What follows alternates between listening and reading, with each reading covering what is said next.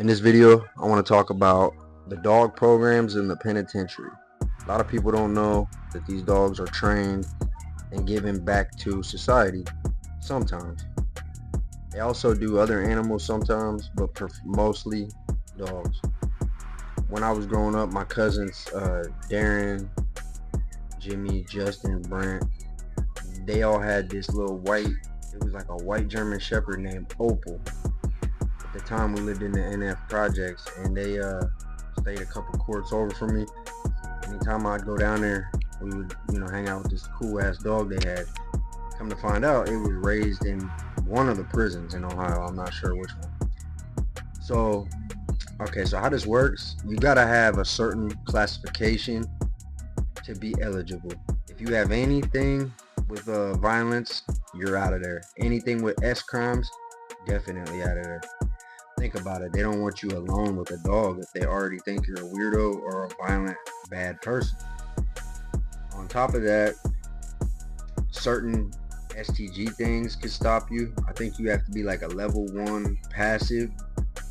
STG stands for security threat group. Level 1 is passive inactive. Level 2 is active participating in recruiting. And level 3 is disruptive.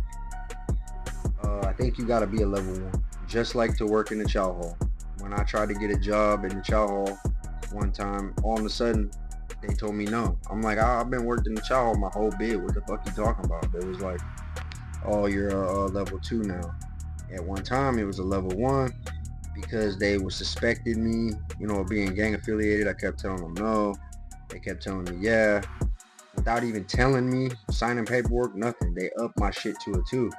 And when I tried to get a job in the kitchen and my case manager said no, you're a level 2 STG now, boom, stopped it. So use that as an example that it will stop you for a lot of things. So the people who are eligible, okay, if they don't got the higher gang thing, if they don't got violence, they don't got an S crime, they are allowed to train these dogs, and they have to teach them certain things in a small amount of time.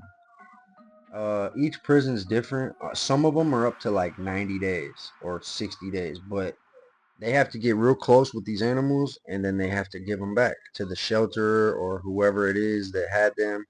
Some people buy their dogs before they even get out the prison. Like, they'll see it in the catalog or maybe in person. They'll say, okay, I want it.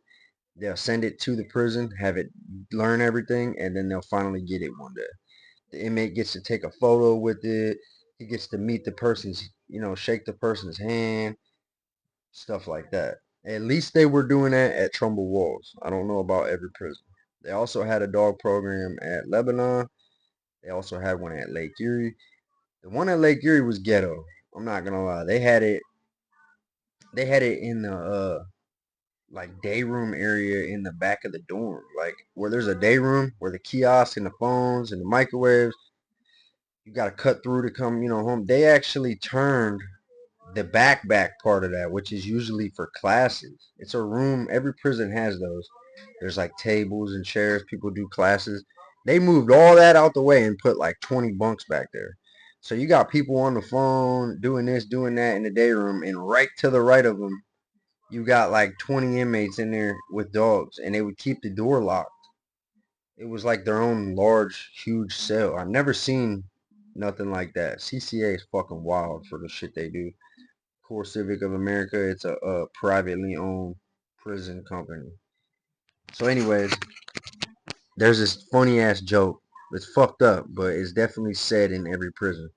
Anytime you're in the commissary and you try to get peanut butter, and if they ran out, they always joke around the whether it be the CO, the commissary worker, and they always say, well, yeah, the dog program came through right before you guys.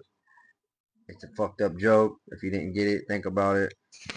But you know, what's cool about this is they let the dogs live right with them in the room or in the dorm. But that's why if you're in a dorm, they have to be in that special dorm, because they can't just have a dog right there in the open dorm. They have to be comfortable, right? Well, when I seen the way I seen it at Trumbull Walls is level 3, they would let them have it with just them. That is their bunkie. At least in that block. There was this dude named Casper. His name was Casper. Cool ass dude. I know some of y'all are gonna know who I'm talking about. I think he's a lifer, I want to say, or he's doing a long time at least. I was at Richland with him.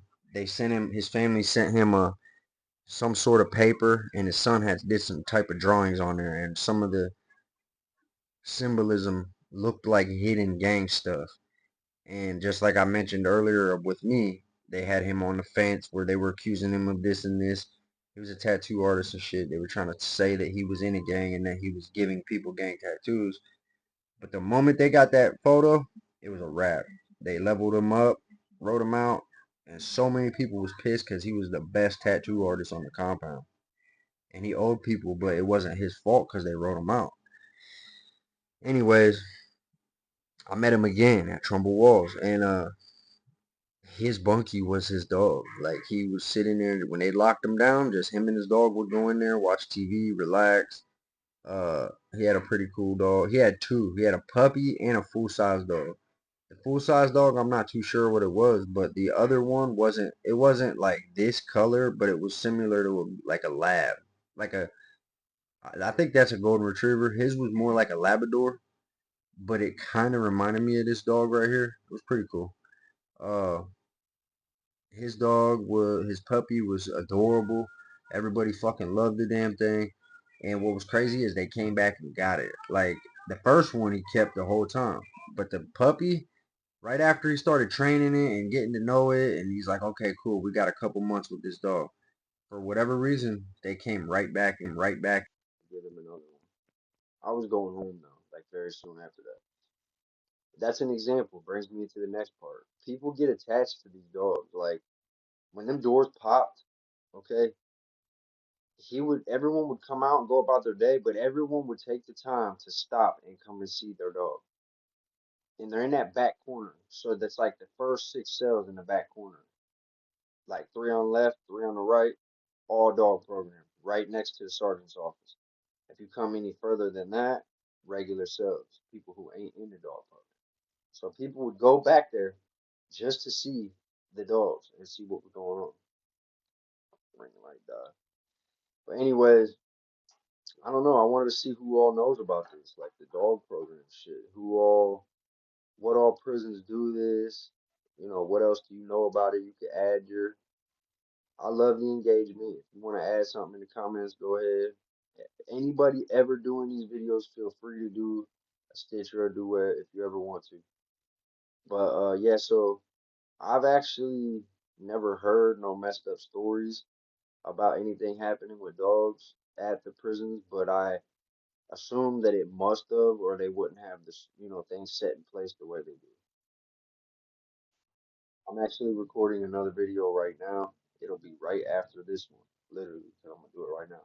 It's a story time involving a messed up situation with a dog while incarcerated. I want to let it be known I love dogs. I got my Maxie boy, his name's Maximus. Everybody knows that we love dogs over here. We got cats, a hamster. We just had a possum, not even 5 feet from us, a baby possum, on our garbage can, acting like it was dead, holding still, looking right at us like this, but it didn't move for like 5 minutes straight. And my daughter Kaka was trying to keep it. A fucking mean ass looking baby possum, and my daughter wanted to keep it. So yeah, we're animal lovers over here. If I didn't have robbery, assault on a police officer, all this other crazy shit on my charges, gang, STG, all that. If I didn't have all that, I would have loved to do the dog program, but I knew for a fact that they wouldn't have let me even if I tried. What's crazy is a lot of lifers get it. People with like 10, 15 years plus are the ones that get it first. And I think it's some sort of mental health coping mechanism that they know those people really need the companionship, is what I think it is for real. Remember, your past isn't a life sentence. If you go through it, grow through it. Follow your heart and you'll always win. Stay safe, stay free, stay blessed.